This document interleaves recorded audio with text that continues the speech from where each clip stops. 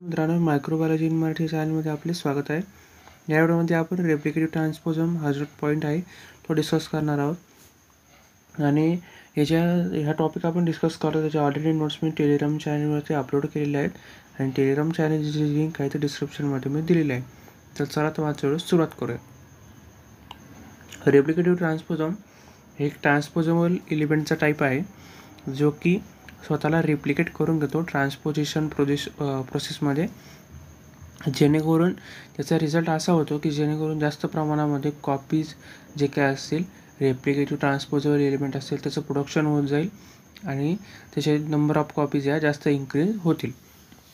आणि तसंच जर आपण पाहिलं की हा जो रेप्लिकेटिव्ह ट्रान्सपोजम आहे तो कॉन्झर्वेटिव्ह ट्रान्सपोजम आहे, जेणेकरून विच मूव्ह विदाउट रेप्लिकेटिंग. आणि हा जो ट्रान्सपोजेबल एलिमेंट आहे तर आपल्याला माहिती आहे की एका जिनोममध्ये एखाद्या लोकेशनमध्ये किंवा दुसऱ्या जिनोममध्ये आपण हे जे काही ट्रान्सपोजेबल एलिमेंट आहे ते मुवमेंट करत असतात. आणि ज्यावेळेस हा जो रेप्लिकेटिव्ह ट्रान्सपोजम आहे तर आपल्याला असा प्रश्न येतो की ज्यावेळेस हा रेप्लिकेशन होईल त्यावेळेसच हा मुवमेंट दाखवेल. पण हा जो रेप्लिकेटिव्ह ट्रान्सपोजम आहे तो ज्यावेळेस त्याचं रेप्लिकेशन होत नाही, त्याचे नंबर ऑफ कॉपीज या तयार होत नाही, तेव्हासुद्धा तो जो काही त्याचं मुवमेंट आहे ते दाखवत असतो. म्हणजे आपल्याला जे काही त्याचं रेप्लिकेशन झाल्यानंतर त्याचं मुवमेंट होतं हे मान्य आहे, पण ज्यावेळेस त्याचं रेप्लिकेशन होत नाही, ही जी प्रोसेस त्याची होत नाही त्यावेळेससुद्धा त्याचं मुवमेंट हा दाखवतो. आणि तसंच जर आपण त्याचे कॅरेक्टरिस्टिक्स पाहिले तर पहिले आहे रेप्लिकेशन. हा स्वतःलाच ज्यावेळेस ट्रान्सपोजिशन ही जी काही प्रोसेस आहे ज्याच्यामध्ये जे काही नंबर ऑफ कॉपीज किंवा स्वतःच रिप्लिकेट करण्याची त्याच्यात ॲबिलिटी आहे आणि त्याच्यामुळे जे काही मल्टिपल कॉपीज आहे त्या क्रिएशन ह्याच्यामध्ये होत असतात. आणि ज्यावेळेस जे काही रेप्लिकेशन होतं त्यावेळेस हा जो काही ट्रान्सपोजम आहे जास्त प्रमाणामध्ये जे काही कॉपीज आहे ते प्रोड्यूस करतो, जेणेकरून एका ट्रान्सपोजमल जे काही इव्हेंट आहे, एखादा ट्रान्सपोजम जे काही प्रोसेस आहे त्याच्यामध्ये नंबर ऑफ कॉपीज याच्यात तयार झालेल्या असतात.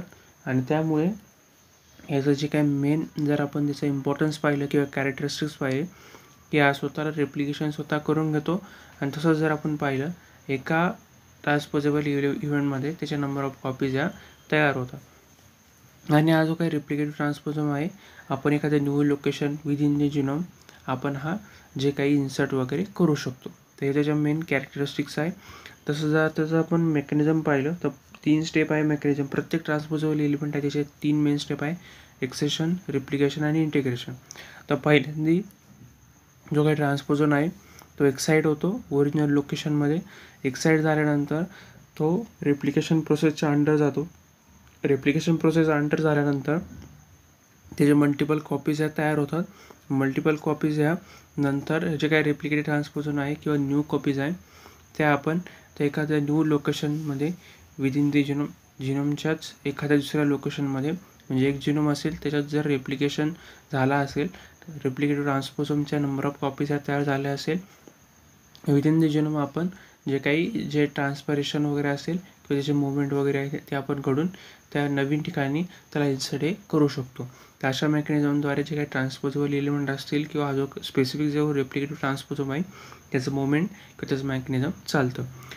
तर त्याचे आता आपण टाईप्स होऊया. 2 त्याचे टाईप्स आहेत: DNA बेस्ड रेप्लिकेटिव्ह ट्रान्सपोजम, RNA बेस्ड रेप्लिकेटिव्ह ट्रान्सपोजम. आणि DNA बेसमध्ये DNA इंटरमिडिएट असतो ड्युरिंग द रेप्लिकेशन आणि RNA बेसमध्ये RNA इंटरमिडिएट असतो ड्युरिंग द रेप्लिकेशन. म्हणजे ज्यावेळेस असं रेप्लिकेशन होतं आहे त्यावेळेस हा जो काही DNA बेस असतो त्याच्यामध्ये DNAचा वापर केला जातो आणि RNA बेसमध्ये डायरेक्ट RNAचं कन्व्हर्जन हे पुढे जाऊन जे काही नंबर ऑफ कॉपीज आहे त्याच्यामध्ये होत असतं. हे त्याच्यात 2 मेन टाईप्स आहे रेप्लिकेटिव्ह ट्रान्सपोजमचे. आणि त्याचं एक्झाम्पल जर पाहिले तर TN3 फॅमिली आणि TN21 फॅमिली हे दोघंही जे काही ट्रान्सपोजम आहे ते रेप्लिकेटिव्ह ट्रान्सपोजम जे काही बॅक्टेरियामध्ये प्रेझेंट असतात. आणि सगळ्यात जास्त स्टडी केलेला जो काही फॅमिली आहे ते TN3 फॅमिली आहे आणि जास्त प्रमाणात हे दोघंही बॅक्टेरियामध्ये सापडतात आणि दोघांचं जे काही फंक्शनिंग वगैरे ते सेम आहे. आणि पण जास्त प्रमाणात जे काही स्टडी वगैरे असेल किंवा वेल प्रॉपर स्टडी हा फक्त TN3 फॅमिलीचा झालेला आहे. तर त्याचे 2 मेन एक्झाम्पल आहे. आणि जर आपण त्याचं इम्पॉर्टन्स वगैरे पाहिलं, इम्पॉर्टंटमध्ये जे काही जीनोमचं इव्होल्युशन आहे त्याच्यात कॉन्ट्रीब्यूट करतो.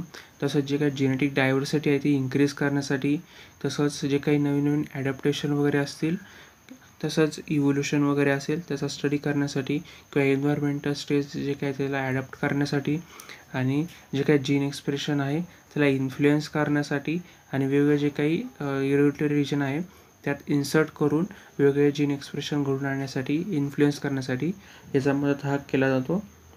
आणि आपण जर पाहिलं तर याच्यामध्ये अँटीबायोटिक रेजिस्टंट जीन असतात, जेणेकरून ते डिसेमिनेट करतात अँटीबायोटिक रेजिस्टंट जीनला. कारण की डिसेमिनेट म्हणजे काय, पूर्ण बॅक्टेरिया थ्रू, म्हणजे बॅक्टेरियाच्या पूर्ण सेलमध्ये जे काही अँटीबायोटिक रेजिस्टंट जीन आहे त्याचं स्प्रेड करणं किंवा त्याचा मुवमेंट हे घडून आणणं, किंवा पूर्णपणे ते प्रत्येक सेलपर्यंत जे काही अँटीबायोटिक रेजिस्टंट जीन आहे तो प्रोव्हाइड करणं किंवा त्याच्या जीनोममध्ये इन्सर्ट करणं, हे मेन काम ह्या जे काही सगळे जे काही ट्रान्सपोजेबल एलिमेंट आहे जे की अँटीबायोटिक रेजिस्टंट जीन कॅरी करतात त्यांचं मेन फंक्शन आहे. तसंच रेप्लिकेटिव्ह ट्रान्सपोजमचं सुद्धा हे मेन फंक्शन किंवा हे इम्पॉर्टंट आपल्याला पाहायला मिळतं. तर या व्हिडिओमध्ये आपण रेप्लिकेटिव्ह ट्रान्सपोजम हा टॉपिक डिस्कस केला. जर तुम्हाला माझा व्हिडिओ इन्फॉर्मेटिव्ह वाटला असेल नक्की व्हिडिओ लाईक करा, चॅनल सबस्क्राईब करायला विसरू नका. चला भेटूया पुढच्या व्हिडिओमध्ये.